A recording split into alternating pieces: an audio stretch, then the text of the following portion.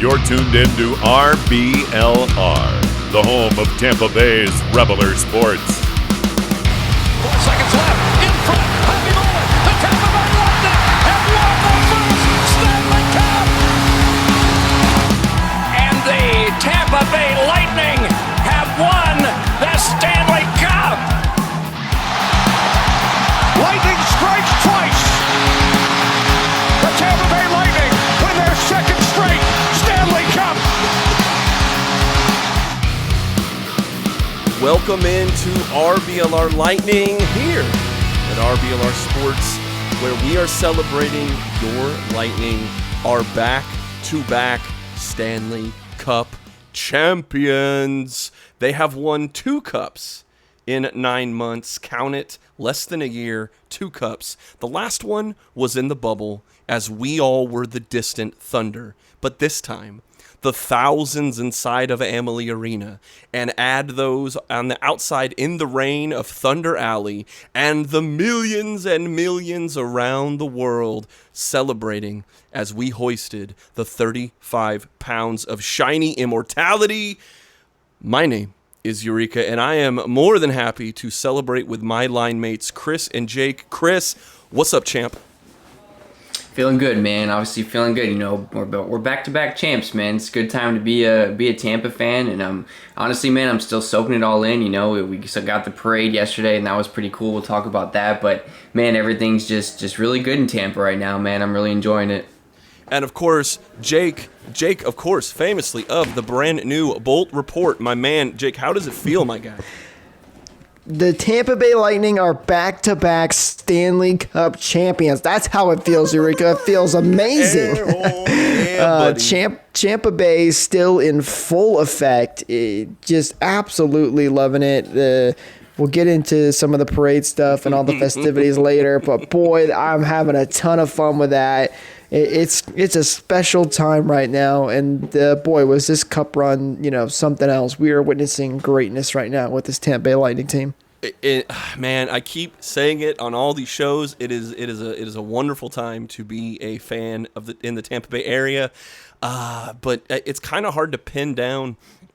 One big thing, like with the Buccaneers, we kind of could say, oh, they got Tom Brady, right? That was like the final piece of the puzzle, and then the defense just became a juggernaut. Okay, boom. That's what you can say there. And but with the Lightning, there's just so many different aspects of that are impressive. So I guess that's my first question to you guys. I guess we'll start with Chris, and then Jake jump in.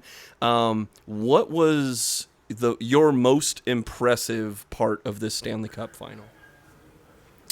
I think, honestly, just the teams that we played and the schedule we had. We were going up against, 2 of the top teams in the league with Carolina and Florida, and then we go play the Islanders, who gave us a really good run last year and did it again this year. So yeah. I think overall, just doing this in the short time span that we did, winning it in this 2 cups in 9 months, we've probably played more games than anybody in the league in the past year because we've gone so deep. So the mentality this team has to have is just phenomenal. I mean, battling injuries too, but the schedule itself, just the teams we had to go through, man. I mean, you look at Carolina, and then Florida, Carolina, and the Islanders, and then obviously we played a really hot, Montreal team who played us pretty good, man. I got to give it to Montreal. Obviously I predicted the sweep. It didn't happen, and it was no disrespect to Montreal, but Montreal showed up, man. Montreal was a couple good shots away from, honestly, it being a 2-2 series, man. But, Vasilevsky kept us in a lot of games.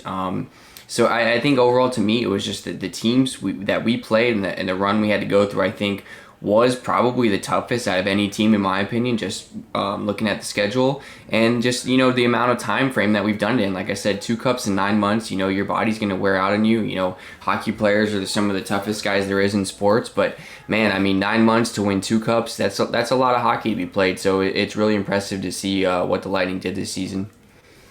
What wasn't impressive from this season from the Tampa Bay Lightning? I think that's the real question there. But Chris, you're absolutely right. The teams we played were all fantastic and you do need to give credit to Montreal because they did, like you said, it could have been a 2-2 series easy, but the Lightning were just that good that even when things went wrong, they went right, so to speak, for them. But for me, I've got to say it's Andre Vasilevsky. Yeah, it was one of the most impressive things to me. It just... we all knew how good Andre Vasilevsky was just from last year in the bubble, how good he was in his Stanley Cup clinching shutout. But he somehow followed it up with an even more impressive season. And I just don't know how he even did that. I mean, he should have won the Vezina. We talked about that in the last show. But then he comes out, has a series clinching shutout in every single round. He's the eventual Conn Smythe winner for the Lightning. Gets another shot. I mean, it's unbelievable what he's been able to do and the saves he's able to make and how he's able to carry this team if he needs to, despite how good of a team the Lightning have in front of him. So it's just Vasi is so impressive to me, and if this isn't a Hall of Famer, I don't know what is. To follow up directly to that, Jake, I was going to make a point to ask you guys, do you agree if Vasilevsky should have been the Conn Smythe winner? It sounds like you have a resounding yes, Jake, but Chris, is there anybody else? Like, let's imagine that Vasi wasn't the Conn Smythe winner. Was there a couple other guys you'd point out that might be deserving of the award? Yeah, obviously, Kucherov's performance was phenomenal, like always. Especially like I said, even once the injury report came out, he had that fractured rib he was playing with. So for him to get back on the ice and just be able to keep playing is awesome. So I mean, yeah, you could have easily given it to Kuch. I mean, Point started off really hot, kind of trickled down there towards the end a little bit, but it would definitely have to go to Kuch if it wasn't going to Vasi, in my opinion. I think Vasi was very well deserving of it. Like Jake said, all those shutouts when we needed him the most, man, he showed up. To be able to do that, it's just. I can't imagine, like I said, the mental, fatigue it must take on these guys. But, man, it just seems like Vasi just doesn't get rocked, and he shows up when we need him to, and he knows what to do at the big times in games, man. And he shows up. So, hats off to Vasi. I think it's 100% deserved of him to get it. I think it's awesome. But yeah, Kuch could have easily gotten it for sure, too. But I think the right guy did end up getting it. I was going to ask you, Jake, too. Who other than Vasilevsky, who would you have given the Conn Smythe trophy to? Well, I'm right there with Chris. My close second was Nikita Kucherov, obviously leading playoff scorer. He was a big part of the Lightning's success, and then I would agree with Chris too, with Point being probably the third, a little more distant from those two guys, just because he didn't have the greatest series when it came to the Stanley Cup final. Had that 3-assist game in the first game and then wasn't able to do much else. But those would be my two guys that I would have gone to if it wasn't for Andre Vasilevsky. But there's a lot of people too that maybe wouldn't get very close on the Conn Smythe voting that deserve a lot of credit and were very big for this team. Every guy really was when you think about it. But Steven Stamkos even he didn't have much to do with the win last year. But this year had his fingerprints all over it. He was a huge leader for this team this year. There were multiple times where Stamkos, I distinctly remember this clip from the ESPN Quest for the Cup, which I still need to go fully check out and watch. But there was a clip that circulated on Twitter. It was during the Hurricanes game when the Hurricanes got on that little streak. They went up 4-2, and Stamkos just settled everybody down. The Lightning would go on to win that game. So, he's a big part of why I think this Lightning team is able to respond so well, especially in the locker room. So he's another guy that deserves a lot of credit. Yanni Gourde as well, Coleman, Goodrow, all these guys. Especially that whole line. That whole line could have been given the Conn Smythe with how hard they work, how fast they play, and with so much grit. And but yeah, again, really, everybody deserves a shout out on this team because everybody played their role, everybody played their part, and that's why we were so unstoppable this year. Yeah, it's one of those things we previewed earlier in the season, probably before the regular season. We talked about kind of the never-ending depth that this team has, and it's like the core was still coming back from the last cup. Really, it's the same team with a couple trades here and there, but this team was able to overcome injuries. You guys had talked about Kucherov and things like that, but what about a guy like Alex Killorn, Chris? Yeah, that's to hear about the broken fibula and just to have surgery and then still try to get back for a Stanley Cup game, man. That says a lot about him, man. He obviously clearly he knows his role. He wants to be out there on the ice. He wants to play. Like playoff Killorn is a different Killorn than I see in the regular season. Regular season, sometimes I don't see the best Killorn on the ice, but playoff Killorn, usually he shows up, man, and he was definitely missing in a few of those games against Montreal, you could tell. But, I mean, obviously we were able to overcome that, and, we were able to win the series still without him. But I think had we lost him earlier on in the playoffs, we could have seen a little more of an issue, because filling his void is tough. I mean, that's a big net front presence that you need out there, on certain plays and PK and power play and whatever else. So I think had it happened earlier, we could have seen a little different story. I mean, even though that's just one guy, that's still a big. I think he's a bigger piece than a lot of people think. So I mean, hats off to Killorn for even trying to get back out there and skate after having surgery. 3 days later, and then trying to get back on the ice. It says a lot about him. Well, and we talk about Kucherov, who was hurt all year, and then comes back, and all he does is get some ribs fractured, and then comes back. Jake, did you see anything specific about Kucherov's injury? I know they had said it was like a rib fracture or a displacement or something. I don't know. I couldn't remember what the exact terminology was they said, but I guess he had been getting little painkillers and might have even worn a flak jacket the whole series. So I'll read you all the injuries that came out of JBB's press conference. Barclay Goodrow had a broken hand. Ryan McDonough also had a broken hand. Victor Hedman had a torn meniscus. I apologize if I butchered that, but Nikita Kucherov cracked rib is what they said. Alex Killorn broken fibula. And people were saying that Coleman had a sling too during the boat parade. So I don't know if that happened during the celebration because the players did party hard, or if that was during that final series. But either way, just tons of guys who all had crazy injuries. And you're right, Kucherov was getting shots from a team doctor to get basically painkillers to be able to play, which is...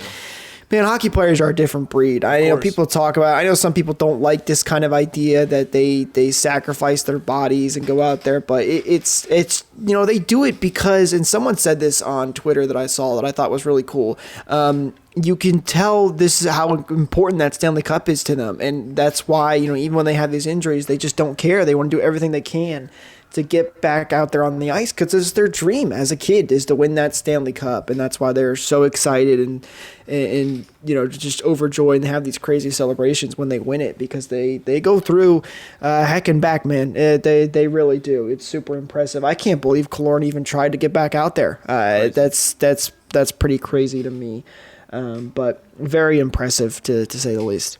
Yeah, those were kind of the big things that I had. I guess to follow up with what you had said originally, Chris, one of the things I had written down is the ability to adapt to all of our opponents. I mean, if you want to get physical, like Florida or Montreal tried to adjust and do, well, we're bigger, we're stronger. If you want to turtle up, like we saw like the Islanders and even Florida a couple times. If you want to try to score first and then turtle up, well, we have so many weapons. You can't do that. You're just basically delaying the inevitable.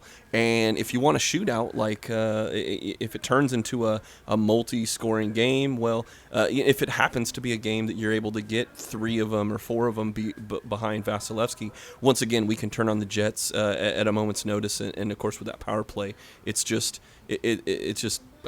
we had all the weapons and we had all of the strategy, and we had, of course, the roster and the depth to basically take the Lego pieces and assemble them however we wanted to. That was one of my just phenomenal things. No two series were completely alike. And even coming from the regular season and how we were able to respond against the 2 teams that we were playing all year in our division, we were able to beat them even though they were very tough series.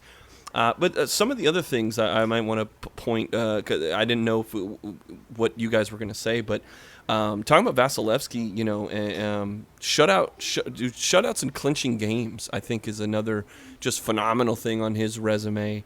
And that kind of leads into the Sterling undefeated record following a loss since the start of even the last year's playoffs. 14-0, I believe, is a statistic where we didn't lose back-to-back games. I mean, that's just that's ridiculous. That if you somehow are able to beat the Lightning, you did not and will not beat them the second time.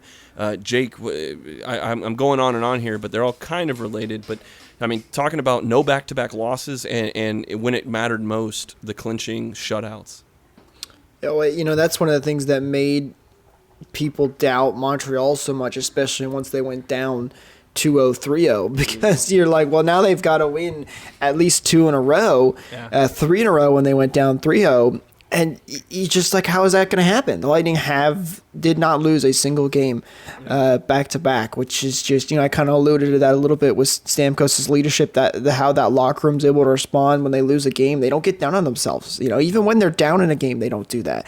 They just reset and are like, all right, next game, let's go out there and put our best product out there. And that's what they do, which is just absolutely impressive. And you know what is even crazier about that stat, Eureka, is that since 2019, when the Lightning got swept and lost 4 in a row, they have not lost a single game back-to-back. They also have not trailed in a series since 2019 either. They've always led in the series, which is another very impressive stat. I don't know how they do it, but it's something special. And Vasilevsky with his series clinching shutouts, he plays so well. It's funny, when the Lightning were playing the Islanders in Game 6, I told my sister, I was with her at a watch party, I said, if the Islanders score 1 goal, the Lightning probably aren't going to win. Sure enough, the Islanders do score 1 goal. They don't win that game. They go on to win the next one, the shutout. And then I said the same thing. We were playing Montreal. I said, you know what? If Montreal scores a goal, I don't think we're going to win. And sure enough, Montreal scores a goal. We don't win the game because Vasilevsky just loves to get shutouts in the final game of the series. Yeah. Just so impressive, though. So impressive. So that leads me into my next question, Chris and Jake, both of you guys. When we look back on this, even if you want to lump in 2020 with this one, what do you think the legacy of this team and this run is going to be overall? Oh man, this has got to go down. This has got to go down in like the history books of the history books to me. I mean, you look at what we've battled through. I mean, obviously the bubble, the COVID, all this other stuff that's coming our way, and we still won back to back. We did it in a shorter time frame than anybody's ever done it in almost. So it's like all these elements and all these things could have been against us, and we still found a way to do it, even with Cooch being hurt, Stamkos being hurt, and a lot of our key guys being hurt during the seasons. We still found a way to win, and I think that says a lot about this team that people need to really look back on. Is this team is an entire team. We're not just a 2-line team. We're not a 3-line team. All 4 lines contribute. All the guys on the bench contribute. Our call-ups always contribute. Like, our pipeline guys contribute. The crunch contribute. Like, we're a very well-rounded team all around from top to bottom, and I think that goes to show it's been able to get us to where we're at now. We're sitting at the top, man. We're the team that everyone hates. We've become that team that people are talking bad about us, and we've made it to the top because we have tons of haters now. We're disliked by the rest of the NHL besides anybody who lives in Tampa or who's honestly a Lightning fan, I guess, somehow. But I mean, you've made it to the top when you got all these haters. You're successful when everyone's hating on what you're doing. So I think this has got to go down as just what an experience, man. Honestly, living in Tampa my whole life, like seeing all the fans and the passion, and it's just really, really cool to definitely be soaking this in and be involved in it. Because if you would have told me on my lifetime I would have seen 1 Stanley Cup, maybe, but 3, and I'm only 34. I mean, I might die tomorrow, but at least I've seen 3. You know what I mean? There's people that haven't even seen 1. So I think this is going to go down in the history books. I think this is a really awesome time.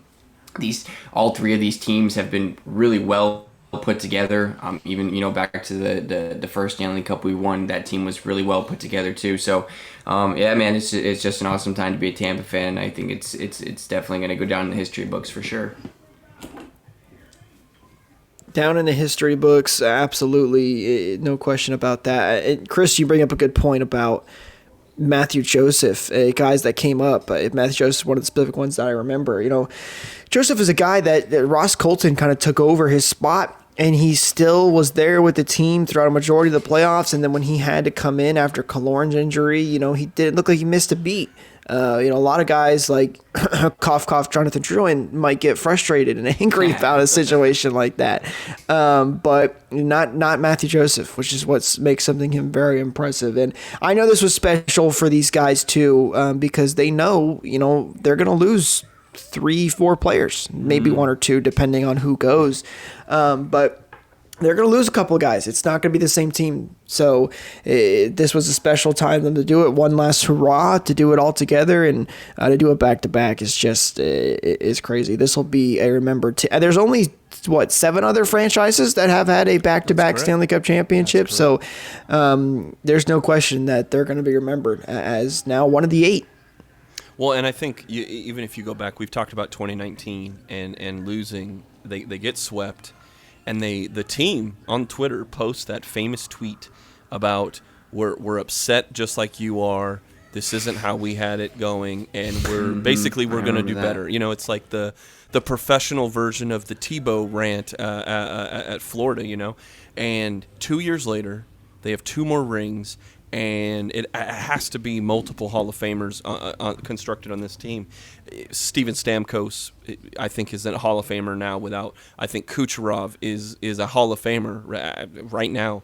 I think that maybe even Victor Hedman is a Hall of Famer as we sit here. Vasilevsky, of course, is a surefire, for sure, Hall of Famer. And there's probably even a couple other guys that might not be Hall of Famers right now, but they're on track. Braden Point? Right. Point's probably the first person I'm thinking. But right now, would you say Braden Point is ready for Hall? Like if something were if it's time to put these guys in the Hall right now, would you say? I wouldn't say right now. He's got 2 Stanley Cups, which is obviously all these guys technically do. But I think it's still early in his career, so I think you have to wait a little bit longer, especially once this team starts to change. If he can really take over and become the next leader, then yes, absolutely. But who should be a Hall of Famer, and actually probably is, that we haven't even mentioned, is the man, the myth, the legend, Pat Maroon, the 3-peat. Oh, yeah, Fat Pat, buddy. The 3-peat. 3 Stanley Cups in a row? That's Hall of Fame material, if you ask me. This guy. Yeah, well, his the jet ski photo last year was enough to be put in the Hall of Fame. And then, of course, this year's antics. We'll get into that in just a second. But Chris, am I missing anybody? Is there someone you think that's on this team other than the Stamkos, Kucherov, Hedman, Vasilevsky, and maybe even Braden Point? We'll take that off the list. Anybody else I'm missing that you think has potential? Maybe if they do well in the next couple of years. Put John Cooper in there, man. Throw Cooper in there. Throw Coach Coop in there, man. That's true. He deserves it, man. He's held his team together, man. Like, I think the whole, after all 2019, I think he really sent a message to these guys and was like, look, guys, look at this team we have. Look around the locker room. Like, you have all this talent. Like, let's go win some cups. And I think he probably said something along those lines. I know Coop doesn't say much. I watched a couple of his speeches, but I think he knows that the team knows what to do and what needs to be done. And I think a lot of the us not losing back-to-back, I think a lot of that's him too, man. I think he sees when the team slacks off and he steps up and says what he needs to say and does what he needs to do. And I think that's what makes a great leader. And ever since Coop's been here, man, we've been a really successful team. So, man, I think Cooper should be in there, man. Why not? Player-wise, I'm with you on Point. I think he's got a little ways to go, but like Jake said, I think if he can take over the team and, play more of that leadership role for sure. He's already setting records, scoring 10 straight goals almost in playoff games or back-to-back playoff games, So I think that's really cool of him. I think this whole team in general could honestly be in the Hall of Fame in my opinion, but I'm just being biased and I know that's never going to happen, but it would be really cool. But, like I said, shout out to Cooper, man. I think he's a great coach and I'm really glad we have him. I was going to lead you into this one, Jake. We talked about there's going to be some changes no matter what. We know there will be at least a few changes. Is there any chance that we should be thinking that the window isn't quite closed yet? It's definitely still open. There's no question to me about that. Listen, we're going to lose a couple guys. I know some of the top of the list say Johnson, Killorn, Gord. He's up there too, which that would be a shame. Oh, but no. Goodrow and Coleman, we might lose to free agency. That there's a lot of players, but 3 to 4 players they're going to lose, and they're going to bring in some new guys too, especially if they can't re-sign some. Yeah. But you still have the core. You still have Steven Stamkos, Nikita Kucherov, all the Hall of Famers that we just mentioned, and John Cooper as well. You still have him as your head coach, so you still have a lot of good core pieces. Now, you might sit there and say, well, this is looking more like that 2019 team now if you're going to lose guys like Coleman and Goodrow.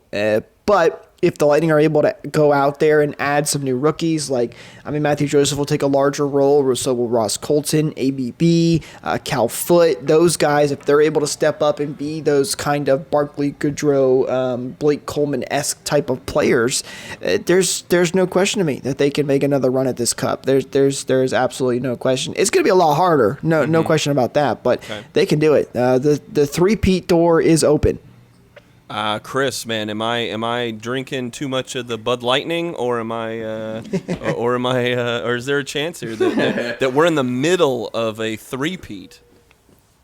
No, absolutely not. I still think we have a really good chance. I think the odds came out for next year, and we were like 4th or 5th, maybe 3rd. It might have been 3rd for Stanley Cup odds next year already. Obviously, we don't know who we're losing yet, but we are going to lose. Yeah, I could see. I'm thinking Palat, Johnson, somewhere around there. I hope Killorn stays, but maybe a Gord. We're definitely going to lose some pieces. So, but like I said, I trust the crunch. I trust our system. Guys like ABB need more time. Colton played really well.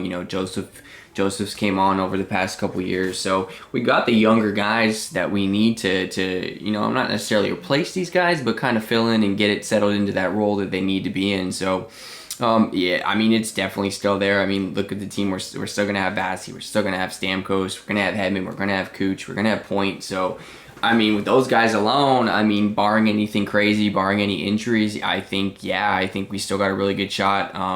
I know they said today that the divisions are going to go back to normal next year, hope for a regular season, regular schedule. So the only thing I could see is the wear and tear on us. It's going to be brutal to not get as much time off as everyone else and go right back into a full scheduled season, So you could see some wear and tear here and there, if the guys are wore out. So, but other than that, I think we still got a really good chance of a three-peat for sure. Well, let's get into the final things that we'll talk about. The first of which we talk about the Bud Lightning. Let's talk about a guy sponsored by Bud Light, and that is the shirtless Nikita Kucherov in the post-game press conference. How insane was this? And Jake, do you think that Nikita Kucherov is the villain of the NHL now? Well, he's definitely become the villain, even though he's not really the villain. But when you're this good, that like Chris mentioned earlier, you've become the villain when you're this good. Listen, I didn't have a problem with Nikita Kucherov's post-game comments. He was having fun. He was clearly drunk, and Bud Light capitalized on it.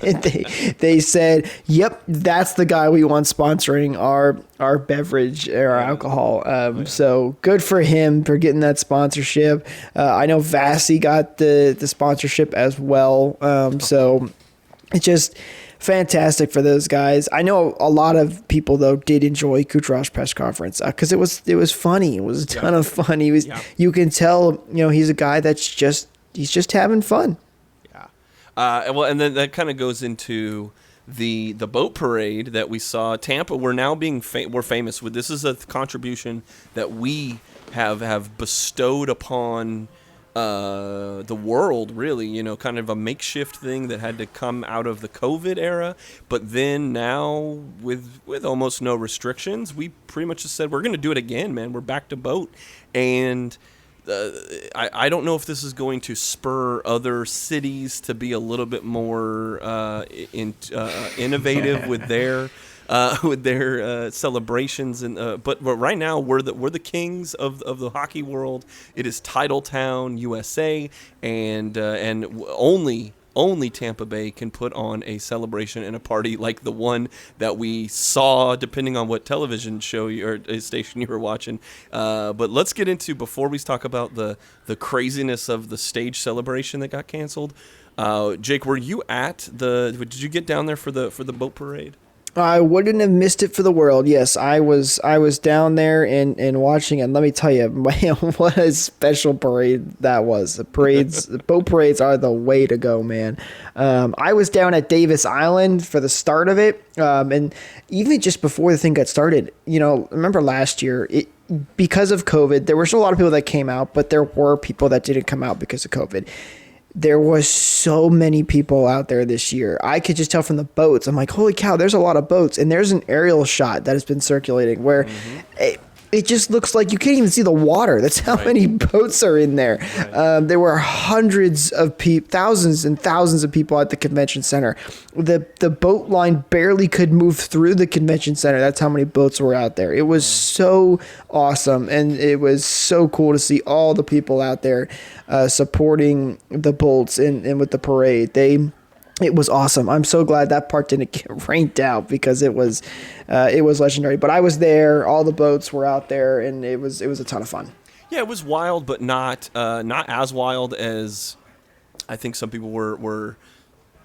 I don't want to say wishing for, but I mean, there could have been. I mean, hey, the Stanley Cup, there was a dive team ready for the Stanley Cup falling in the water. So we obviously had a contingency plan for any of our drunk lightning and or the Stanley Cup. But Chris, were you able to see any of the parade and some of the shots? Yeah, I got, I had to work, unfortunately, but I got to see a lot of the videos and a lot of the guys, I follow a lot of them on IG and seeing their stories, and it just looks like they're having a good time, man. It's a boat parade for the Stanley Cup, you know what I mean? Like, who's not going to have fun at a boat parade for the Stanley Cup? Like, I would have never thought of that, and like you said, it's worked out now, and it's 2 years in a row of doing it. So I think it's a really cool idea. Honestly, I think it's better than a parade, in my opinion. It's something different. Not everyone's crammed in the streets, and you can get some boats out there and just have a good time, man. These guys worked hard. I'm sure they're enjoying every moment of it. I'm sure Kucherov's still probably wasted right now. He probably hasn't stopped drinking, but drunk Cooch is funny Cooch, and it kind of lets Cooch open up a little bit. He's more so on the quiet side, when he's not, drinking as much. So it's kind of cool to see him open up a little bit and be a little more public with some stuff. So yeah, I saw some stuff, man. It's good for them, man. I'm happy for the team. I wish I could have been out there celebrating with them for sure. Jake, what was your favorite shot or video or something that you got of the parade?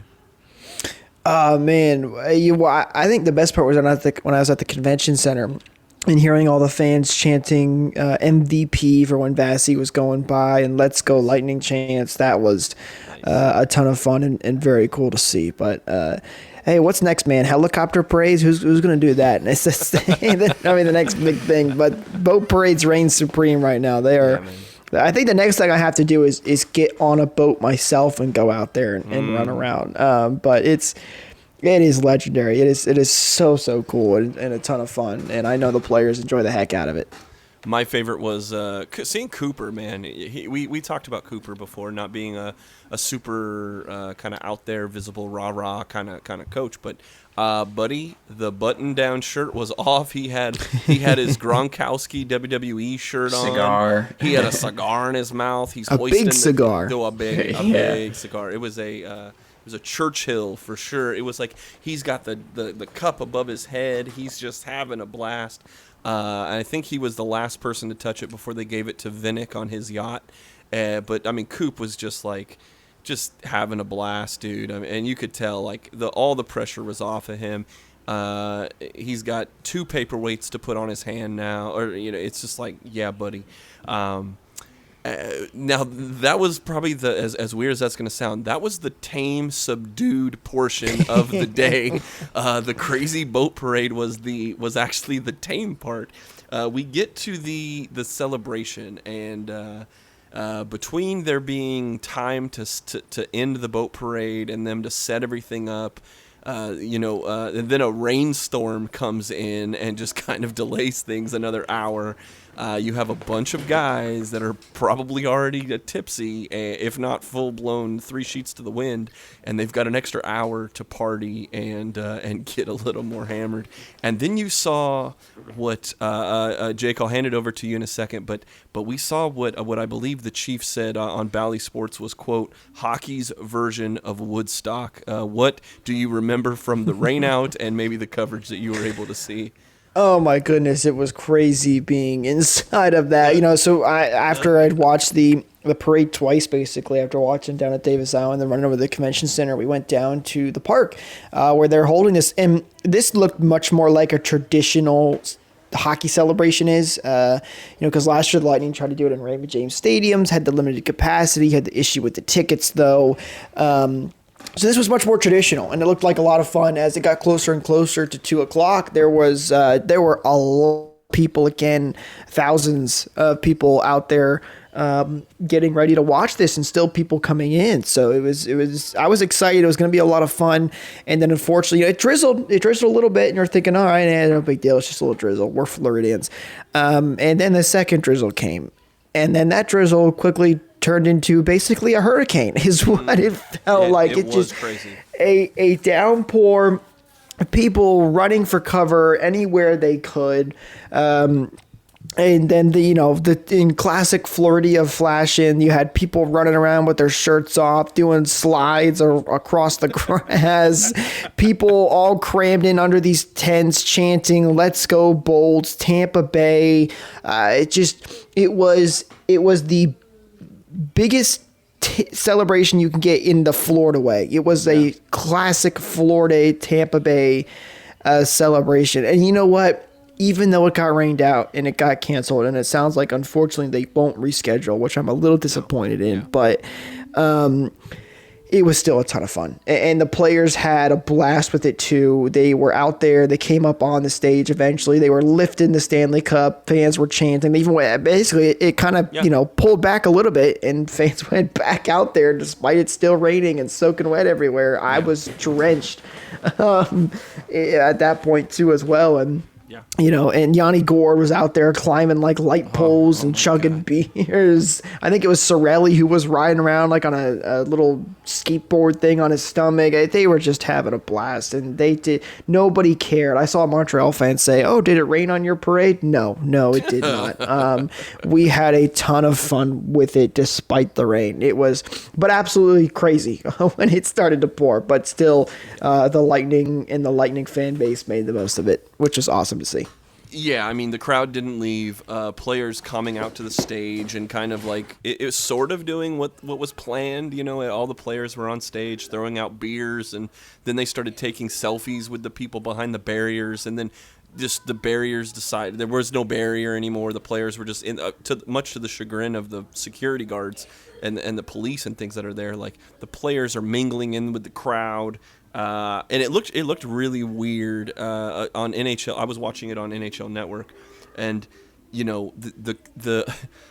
as journalists, they're like, well, we have to cover this. Like, we have to keep the cameras rolling, but it's raining. I mean, it's literally a monsoon that's out here, and we can't damage all this equipment. Plus, it's a thunderstorm. Like there are lightning bolts that are literally being touched down in the area, and so you're like, it was shot like it was like guerrilla footage, like underneath like tarps and stuff overhanging over the cameras, and they're like trying to do their best to stay safe but also capture what's going on. And it's just, it devolved into a crazy situation that I mean, nothing bad happened, but like as far as I can tell, but it was just one of those like you're kind of stuck between a camera and a rainstorm, and you have to kind of cover everything here. Chris, man, what did you see out of the madness that was the post-parade celebration? I saw Lightning shutting down the Lightning parade. A little ironic. The Lightning shut down the Lightning. No.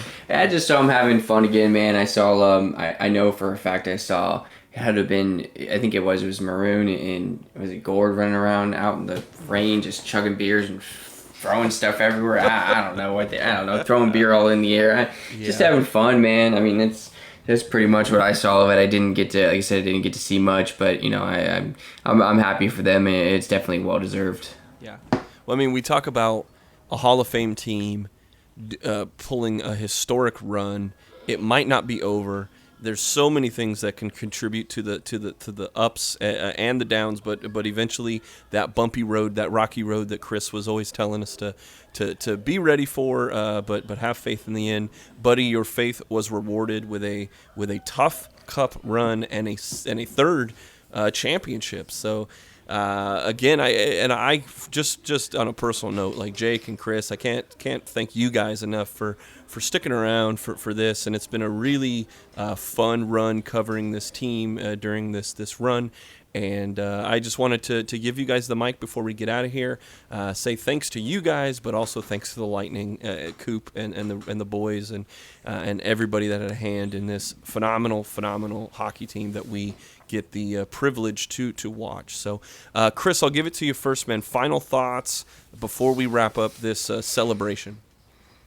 Oh, it's been a crazy 9 months, man, but it's been worth it. It's been awesome. The sleepless nights of going into work early, staying up for all the games. This is a great experience, man. Honestly, I'm sad it's over because I was really enjoying, watching all these games and soaking everything in and just enjoying the moment, man. Enjoy this kind of stuff because who knows how long this is gonna last. We might never see something like this again. So it's just, for me as a fan, it's great, man. It's phenomenal for the city. Obviously we got a couple months till the season will start back up again, but we got a good team in the Rays right now. We're fighting for that playoff spot. We got the Bucks coming back here, defending the Super Bowl. So it's a really good time to be a Tampa fan, man. It's a really good time to get out and watch some Tampa sports. So I'm feeling really good. I've enjoyed this whole season. We were able to talk and get together. So I was looking forward to keeping up and following the Lightning, man.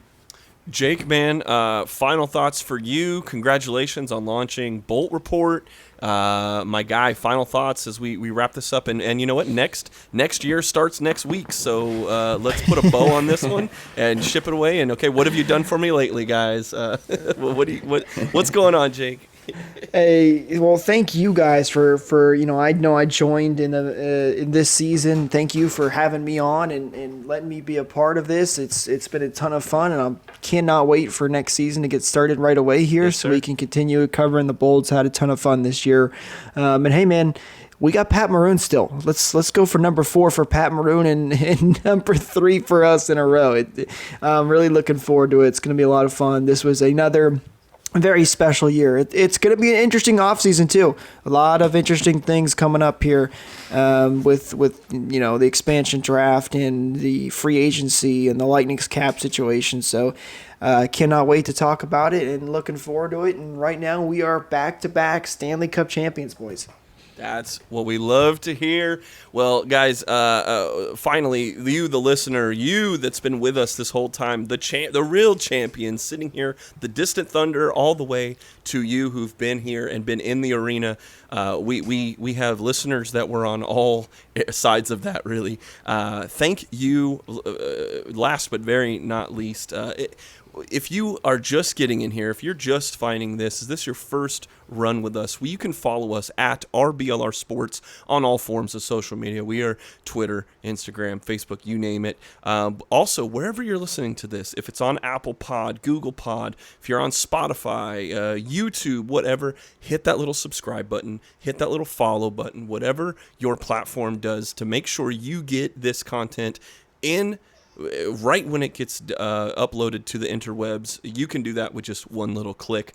Finally, I will say, make sure you are on, if you're on YouTube, Bolt Report is on YouTube, and also at Bolt Report _TB is the brand new spot for my boy Jake and Michael. We gotta get Michael on the show at some point, brother.